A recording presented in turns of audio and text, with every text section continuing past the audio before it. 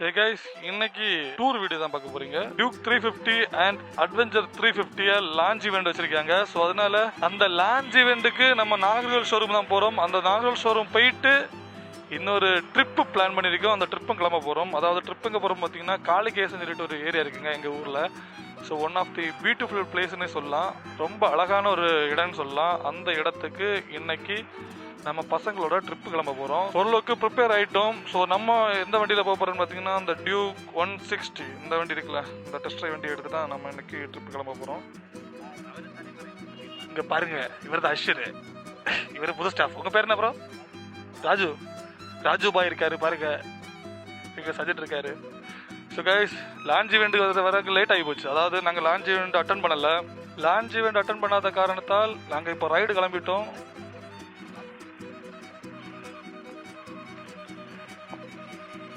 கிட்டத்தட்ட இங்கே பார்த்தீங்கன்னா ஃப்ரெண்டில் ஒரு எஃபிசெட் நிற்குது. அப்புறம் 390 அது 200 நினைக்கிறேன். அப்புறம் NS 400C நிற்குது. 200 250 ஃப்ரெண்டில் பார்த்தீங்கன்னா RC 200. ரூல்ஸை ஃபாலோ பண்ண சொல்லியிருக்காங்க. ஸோ அதனால் பார்த்தீங்கன்னா எல்லா வண்டியும் வரிசையாக நிற்குது. பார்த்தீங்களா, தெரியும், பார்த்தாலே தெரியும். பார்த்தீங்களா, இந்த குரூப் ரைடு இந்த மாதிரி தான் இருக்கும். பார்க்குறதுக்கு ரொம்பவே அழகாக இருக்கும். அதாவது இங்கேருந்து இந்த ஷோரூமை பற்றி சொல்ல வேணும்னா இந்த காளிகேசத்துக்கு மட்டுமே ஒரு 6-7 வாட்டிக்கு போயிருப்பாங்கன்னு நினைக்கிறேன். ரூட்டு தெரியாது, அதனால் இவங்கள ஃபாலோ பண்ணி தான் போனோம். பட் இந்த ரூட்டு வேறு லெவலில் இருக்குங்க. நம்ம நாகர்கோவிலில் வந்தீங்கனாலே தெரியும், அந்த மலையெல்லாம் ரொம்ப விசிபிளாக தெரியும். ஸோ இந்த புது ரூட்டாக இருக்குது. அதாவது நம்ம மார்த்தான வழி போயிருப்பி நமக்கு ரூட்டு தெரிஞ்சிருக்கும். பட் இந்த ரூட்டு நமக்கு தெரியாது. ரைடில் பார்த்தீங்கன்னா ஒரு அவேர்னஸ் மாதிரி, அதாவது KTMனாலே ஆக்சிடென்ட் ஆகுது, KTMனா ஃபாஸ்ட்டாக போகும் அப்படின்லாம் சொல்லுவாங்களே, அந்த மாதிரிலாம் இங்கே இந்த கதை கிடையாது அப்படின்னு சொல்லி எல்லாருக்கும் தெரியப்படுத்துறதுக்கு தான் இந்த மாதிரி ரைடை கண்டக்ட் பண்ணுறாங்க. ஸோ இங்கே பார்த்தீங்கன்னா தெரியும், ஒரு 40 to 50 இப்படி போனால் ஒரு 60 வரைக்கும் தான் ஸ்பீடு போவாங்க. அதுக்கு மேலே இங்கே ஸ்பீடு போக மாட்டாங்க. ரொம்ப ஸ்லோவாக தான் போவாங்க. ஏன்னா ஃப்ரெண்டில் ஒருத்தர் கோஆர்டினேட் பண்ணி போயிட்டே இருப்பார். அதாவது RC 200 அவர் தான் கோஆர்டினேட் பண்ணி போயிட்டே இருப்பார். அதே மாதிரி ஷோரூமில் உள்ளவங்க லாஸ்ட்லேயும் வருவாங்க. இன்னும் ஒருத்தர் வராருங்களா, அவர் அஸ்வின் ப்ரோ. இவர் தான், அதாவது ஷோரூம் 2 ஃப்ரெண்ட்லேயும் ஷோரூமில் உள்ள ஸ்டாஃப் போவாங்க, பேக்லேயும் ஷோரூமில் உள்ள ஸ்டாஃப் வருவாங்க. அதேமாதிரி KTM பைக்ஸ் வச்சிருக்காங்க, அமைதியாக போவாங்க அப்படின்னு சொல்லிட்டு ஒரு அவேர்னஸும் க்ரியேட் பண்ணுற மாதிரி தான் இந்த ரைடை கண்டக்ட் பண்ணுறாங்க. ஸோ இந்த ரைடை பார்த்தீங்கன்னா பேமெண்ட் எதாவது இந்த ரைடில் பார்த்தீங்கன்னா பேமெண்ட் ஏதாச்சும் கொடுக்கணும்னு பார்த்தீங்கன்னா எதுவுமே கொடுக்க வேண்டாம். இங்கே நீங்கள் பெட்ரோல் மட்டும் போட்டு வர மாதிரி இருக்கும். சாப்பாடு இவங்க ப்ரொவைட் பண்ணுவாங்க, மத்தியானம் சாப்பாடு இவங்க ப்ரொவைட் பண்ணுவாங்க. நீங்கள் பேமெண்ட் கொடுக்க வேண்டிய அவசியம் இல்லை. நான் இந்த மலை தான் சொன்னேன். அதாவது இந்த ரோட்டில் இந்த எண்ணில் வந்தீங்கன்னா இந்த மலை ரொம்ப விசிபிளாக தெரியும். பார்க்குறதுக்கு ரொம்ப அழகாக இருக்குங்க, ரொம்ப பீஸ்ஃபுல்லாக இருக்குன்னு சொல்லலாம். இந்த நாகர்கோயிலோட அழகே இந்த மலை தாங்க. செம்ம அழகாக இருக்குல்ல. 5 பேர் நினைக்கிறேன். ஸோ கைஸ், இங்கே பாருங்களேன், மலை வேற லெவலில் இருக்கா, ரொம்ப அழகாக இருக்குன்னு சொல்லலாம். நீங்கள் கன்னியாகுமரி வாரீங்கன்னா கண்டிப்பாக இந்த காளிகேசத்தை கண்டிப்பாக ட்ரை பண்ணுங்க. அதாவது இது ஒரு பீஸ்ஃபுல்லான ஒரு ஏரியான்னு சொல்லலாம். இவ்வளோ அதாவது இப்போ தான் நம்ம காளிகேசத்துக்குள்ளாடி என்ட்ராக போகிறோம். நீ ஒரு செக் போஸ்ட் இருக்கும், அந்த செக் போஸ்ட்டில் பே பண்ணி தான் உள்ளே என்ட்ராகணும். ஸோ பே பண்ணி என்ட்ராகிற பட்சத்தில் வண்டி வருது. இந்த சீனரி பார்க்குறதுக்கு, அதாவது இந்த லொக்கேஷன் பார்க்குறதுக்கு ரொம்ப அழகாக இருக்கும். அதே மாதிரி கொஞ்சம் கூலிங்காக இருக்கும். ஸோ அதான் நல்லா இருக்கும். அதே மாதிரி பார்த்தீங்கன்னா உள்ளே போனீங்கன்னா ஒரு ஆறு, அது அருவி மாதிரி இருக்கும். அந்த அருவி பார்த்தீங்கன்னா ரொம்ப கிறிஸ்டல் கிளியராக, அதாவது ரொம்ப தெளிவான, அதாவது ரொம்ப நல்ல தண்ணி வரேன்னு சொல்லலாம். மழை தண்ணி இருக்குல்ல, மழை தண்ணி மேலேண்டு கீழே வரும், நம்ம குளிக்கலாம். ஸோ அவ்வளோ சில்னஸாக இருக்குங்க, ரொம்ப பீஸ்ஃபுல்லாக இருக்கும். காளிகேசத்தை கண்டிப்பாக விசிட் பண்ணி பாருங்கள். ஸோ அதே மாதிரி இந்த வண்டி ஓட்டுறதுக்கும் காளிகேசத்தில் ரொம்ப அதிகமான ரூட் இருக்காது, கிலோமீட்டர்ஸ் கம்மியாக தான் இருக்கும். பட் ஓட்டுறதுக்கு ரொம்ப அழகாக இருக்குன்னு சொல்லலாம். இங்கே பார்த்தீங்களா, அழகான ராட்சசியே அடிநெஞ்சு துடிக்கிறியே. ஸோ கைஸ், நம்ம பசங்க தான் போகிறாங்க பார்த்தீங்களா.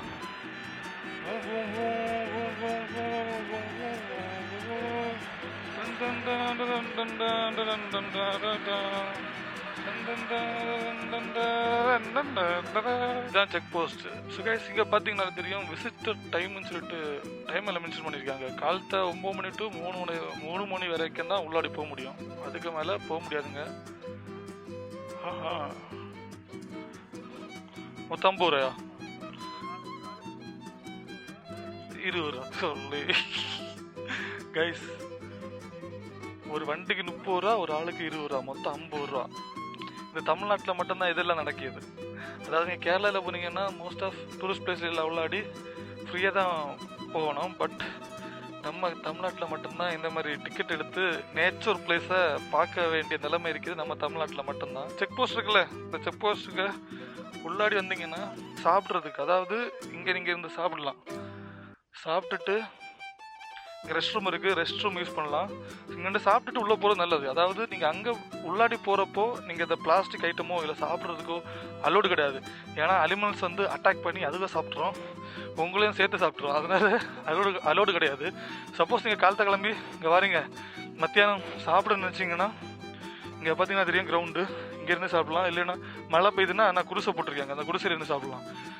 ரெஸ்ட் ரூமும் இருக்குது. ஸோ அதனால் அந்த ஃபெசிலிட்டிஸ் எல்லாம் இங்கே இருக்குது. பட் குறிப்பிட்ட டைம் வரைக்கும் தான் இங்கே அலோட் பண்ணுவாங்க. ஸோ அதனால் எவ்வளோ நேரம் வர முடியுமோ அவ்வளோ நேரம் வாங்க, அதான் ரொம்ப நல்லது. ஆனால் அங்கே டிக்கெட் சார்ஜ் தான் ரொம்ப அதிகமாக இருக்குங்க, அதான் ரொம்ப வருத்தமாக இருக்குது. ஒரு பீஸ்ஃபுல்லான ரைடு தான் அங்கே போயிட்டுருக்கோம். ஸோ ரொம்ப அழகாக இருக்குது. கிளைமேட் தான் கொஞ்சம் சப்போர்ட் பண்ணாமல் இருக்குது. கொஞ்சம் கிளைமேட் சப்போர்ட் பண்ணி நல்லா இருக்குது. லாஸ்ட் டைம் நான் இங்கே இதில் வச்ச வீடியோ ஃபோட்டோஸ் எடுத்தது சூப்பராக இருந்தது. ஸோ இங்கே பார்த்தீங்கன்னா இதில் வச்சா லாஸ்ட் டைம் நாங்கள் வீடியோ ஃபோட்டோஸ் எல்லாம் எடுத்தோம். பட் இந்த வாட்டி பசங்க நிற்கிறாங்க.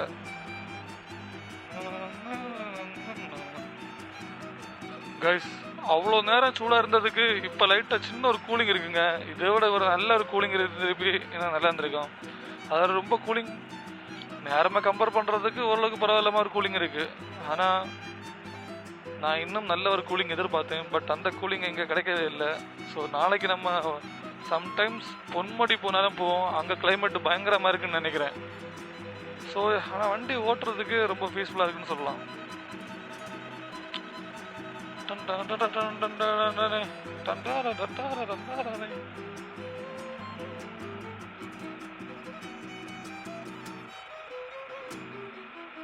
ஃபைனலி நாங்கள் ரீச் ஆகிட்டோம். அண்ணன் என்ன தெரியுமா ப்ரோ, இல்லை வண்டியை விட்டா கிளம்புனோம், அவ்வளோதான். ஃபோட்டோ எடுத்து கிளம்புனோம்.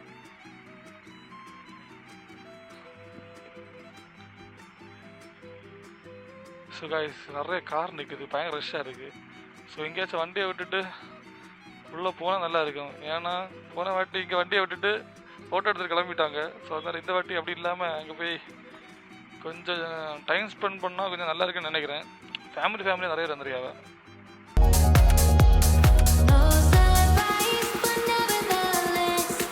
இந்த வாட்டி என்னென்னா உள்ளே போகலான்னு சொல்லிட்டு பிளான் பண்ணியிருக்கோம். பட் இங்கோட்டு போனால் எல்லாருக்கும் ஷூவும் கலத்த வேண்டியது வரும்னு சொல்லிட்டு இன்னொரு வழி இருக்குன்னு சொல்லிட்டு கூட்டிகிட்டு போகிறாங்க. ஸோ அந்த வழியில் விட்டு உள்ளாடி போகிறோம். உள்ளே போய் என்ன நடக்க போகுதுன்னு தெரில.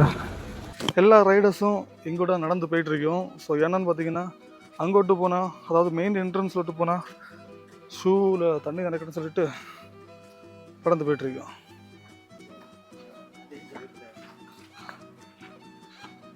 ஏதோ ரப்பர் தோட்டத்துக்குள்ளாடி போகிற மாதிரி தான் ஃபீல் ஆகுது. இருந்தாலும் பிரச்சனை இல்லைங்க. ரொம்ப போராக இருக்கிற பட்சத்தில் ரொம்ப நாள் கழிஞ்சு இந்த மாதிரி ஒரு ட்ரிப்பு போகிறப்போ ரொம்ப சந்தோஷமாக தாங்க இருக்குது. அதாவது இந்த ரப்பர் தோட்டத்துக்குள்ளே தான் நடந்து போயிட்டுருக்கோம், இருந்தாலும் பிரச்சனை இல்லை. அந்த பைக் ரைடு கொஞ்சம் நல்லா தான் இருந்தது. அதை கிளைமேட் ரொம்ப சப்போர்ட் பண்ணலாங்க. கிளைமேட் கொஞ்சம் வெயிலாக தான் இருக்குது. சரி இருந்தாலும் பிரச்சனை இல்லை, thank you God. So guys finally location reach ஆகிட்டோம். ஸோ இங்கே தான் நாங்கள் வந்தோம். ஐயோ நிறைய பிடிச்சிட்டு இருக்காங்க. ஃபோனில் வீடியோ எடுக்கிறது நல்லது இல்லைன்னு தோணுது.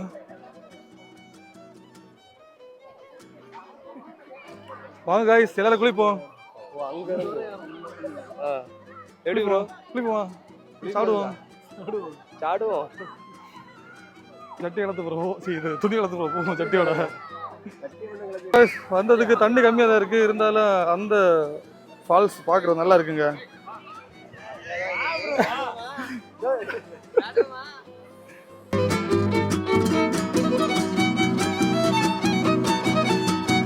இந்த காமெடி என்னன்னா நாங்கள் கிளம்பிட்டோம், குளிக்க ஒன்றும் இல்லைங்க. அதாவது எல்லோரும் குளிக்கிறது மடிக்கிறாங்க. ஸோ நம்ம ஃப்ரெண்ட்ஸோடு வந்து திருப்பி ஜாலியாக என்ஜாய் பண்ணி குளிச்சிக்கலாம். பட் குளிக்காமல் இங்கேட்டு கிளம்புறது கொஞ்சம் கஷ்டமாக தான் இருக்குது. இருந்தாலும் நிறைய ஃபேமிலிஸில் இங்கே வந்து குளிச்சுட்டு இருக்கிறத பார்க்குறப்போ சந்தோஷமாக இருக்குங்க. நம்ம ஃபேமிலியை கூட்டிகிட்டு வந்து ஒரு குளிக்க வைக்கணும். குளிக்காமல் நாங்கள் திரும்ப போகிறத எங்களுக்கு ஆப்போசிட்டில் போகிறவங்க எல்லாம் உடக்குறாங்க. பட் வேறு வழி இல்லை. நாங்கள் இப்போ வீட்டுக்கு கிளம்புறோம். வீட்டு இல்லை, சாப்பிட கிளம்புறோம். நீ பிரியாணி சாப்பிட்டுட்டு அப்படியே வீட்டில் போய் ஒரு குட்டி தூக்கத்தை போட்டுட்டு போக வேண்டியதான்.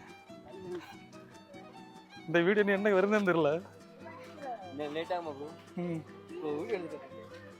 Hi hi.